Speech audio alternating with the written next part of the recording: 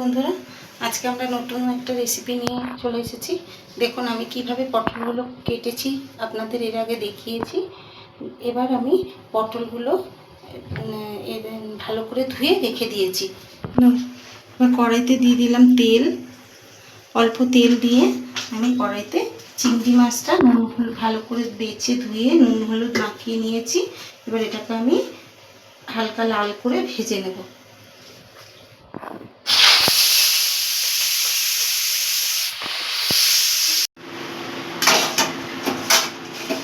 দেখুন তেল গরম হয়ে গেছে কড়াইতে। এবার আমি এর মধ্যে আদা রসুন আর লঙ্কা কুচি দিয়ে দেব। এটা হালকা লাল ভাজা করে তারপর আমি এর মধ্যে পেঁয়াজ কুচিটা দিয়ে দেবো। এবার দিয়ে দেবো পেঁয়াজ কুচিটা। পেঁয়াজটা আমি গ্রেট করে নিয়েছি।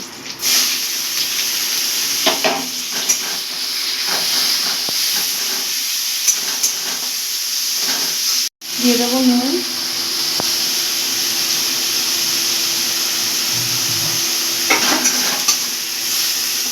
পুরগুলো যে বের করে রেখেছিলাম সেই পটলের পুরগুলো আমি ভালো করে চিপটে ধুয়ে রেখেছিলাম, তাও আমি চিপটে দিয়ে দেবো।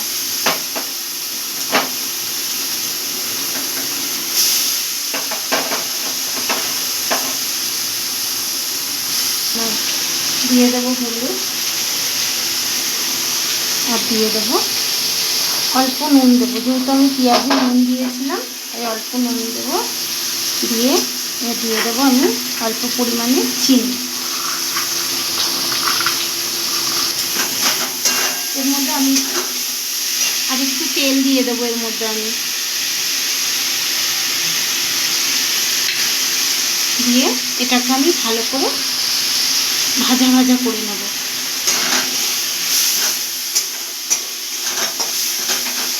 মাঝে রেখেছি, রেখে দেখুন এটা যখন দেখছি আমার মশলাটা লেগে যাচ্ছে, এবার আমি চিংড়ি মাছগুলো এর মধ্যে দিয়ে আঁচটাকে একদম মিডিয়াম আঁচে রেখে আমি এটাকে আর কিছুক্ষণ নাড়াচাড়া দেবো। নাড়াচাড়া দিতে থাকবো, নাহলে এটা লেগে যাবে। রেডি হয়ে গেছে। এবার এটাকে আমরা একটা পাত্রে ঢেলে নেব। ঢেলে নিয়ে ঠান্ডা করে এবার আমরা পটলের মধ্যে এটাকে ভরবো।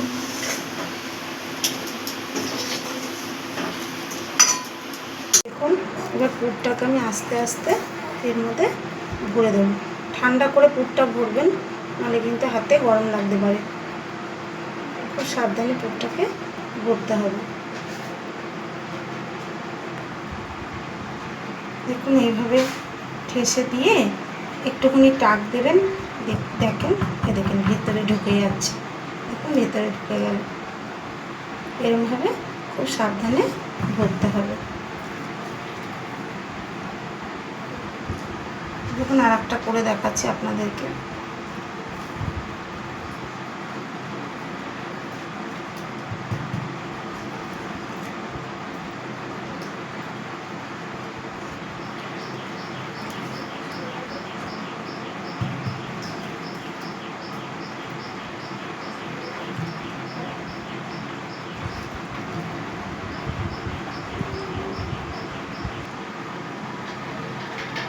আমি প্রত্যেকটা পটলের মধ্যে পুরগুলো ভরে রেডি করে রেখেছি।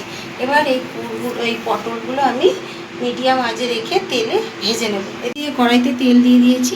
তেলটা গরম হলে আমি পটলগুলোর মধ্যে হালকা নুন হলুদ মাখিয়ে একটু ভেজে নেব।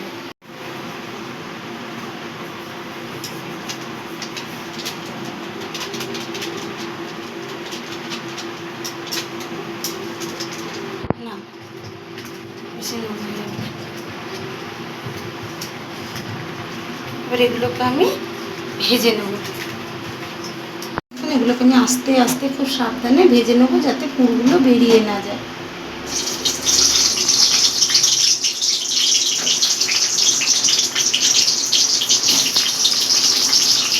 এটা আমি মিডিয়াম আঁচে রেখে আস্তে আস্তে খুব সাবধানে ভেজে নিয়েছি।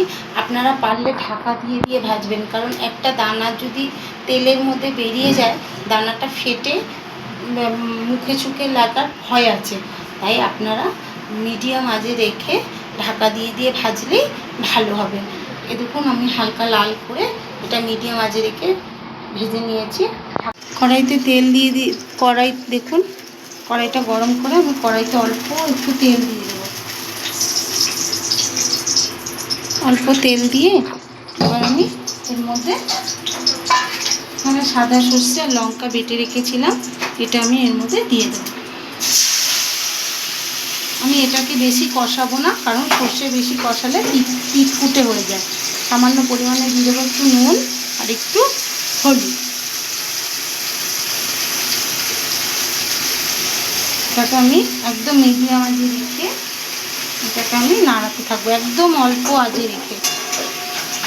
চিনি দিয়ে এবার এটাকে আমি একটু নাড়াচাড়া দিয়ে দেবো একদম অল্প পরিমাণে জল। দেখুন আমি সর্ষেটা একদম মানে বেশি কষা কষা করবো না, ভাজবো না, কারণ সর্ষেটা তিতো হয়ে যায়, আগেও বলেছি আপনাদের। তাই আমি এটা একদম করে এবার আমি জল দিয়ে দেবো, অল্প পরিমাণে জল দেবো, যেহেতু এটা আমি একটু একদম ঘন করবো।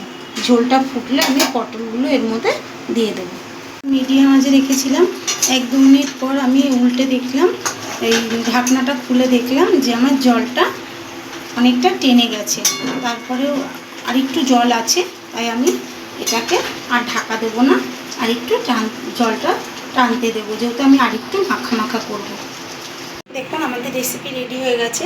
আমার এখানে সর্ষের পরিমাণটা কম হয়ে গেছে, তাই একটুখানি পাতলা লাগছে। আপনারা সর্ষে পোস্ত মিশিয়ে একটু বেশি করে দেবেন, তাহলে দেখবেন কাইটা আরও বেশি হবে, আরও খেতেও ভালো লাগবে। দেখুন রেসিপি রেডি হয়ে গেছে। এইভাবে বাড়িতে করে খেয়ে দেখবেন, আশা করি বাচ্চা বড় সবারই ভালো লাগবে। ভালো লাগলে একটা লাইক এবং সাবস্ক্রাইব করে দেবেন। ভালো থাকবেন, সুস্থ থাকবেন, দেখা হবে পরের একটি রেসিপি নিয়ে।